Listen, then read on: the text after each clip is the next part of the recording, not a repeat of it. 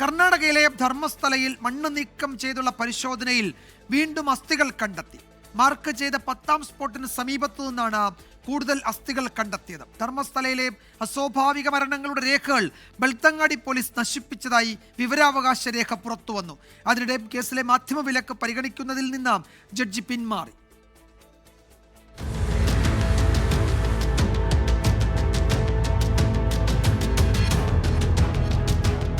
അപ്രതീക്ഷിതമായ ട്വിസ്റ്റാണ് ധർമ്മസ്ഥലയിലെ പരിശോധനയ്ക്ക് ഇന്നുണ്ടായത്.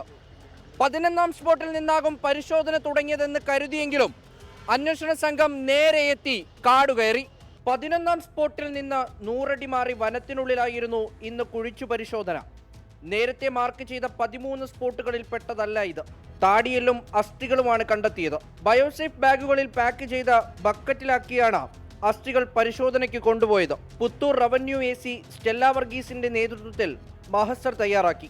ഇതിനിടെ 15 വർഷത്തെ അസ്വാഭാവിക മരണങ്ങളുടെ രേഖകൾ ബെൽത്തങ്ങാടി പോലീസ് നശിപ്പിച്ചതായി വിവരാവകാശ രേഖ പുറത്തുവന്നു. തുമ്പില്ലാത്ത കേസുകളിലെ രേഖകൾ എന്ന് കോടതിയെ അറിയിച്ചാണ് ഇവ നശിപ്പിച്ചത്. ധർമ്മസ്ഥലയുമായി ബന്ധപ്പെട്ട 24 ചോദ്യത്തോട് പ്രതികരിക്കാൻ കർണാടക മുഖ്യമന്ത്രി സിദ്ധാരാമയ്യ തയ്യാറായില്ല. So what about in Dharmasthala?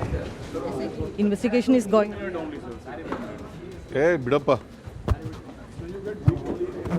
സംഭവവുമായി ബന്ധപ്പെട്ട മാധ്യമ വിലക്ക് പരിഗണിക്കുന്നതിൽ നിന്നും Bengaluru additional city civil sessions കോടതി ജഡ്ജ് വിജയ്കുമാർ റായ് പിന്മാറി. ധർമ്മസ്ഥല ട്രസ്റ്റുമായി ബന്ധപ്പെട്ട സ്ഥാപനത്തിലായിരുന്നു ഇദ്ദേഹം നേരത്തെ പഠിച്ചിരുന്നത്.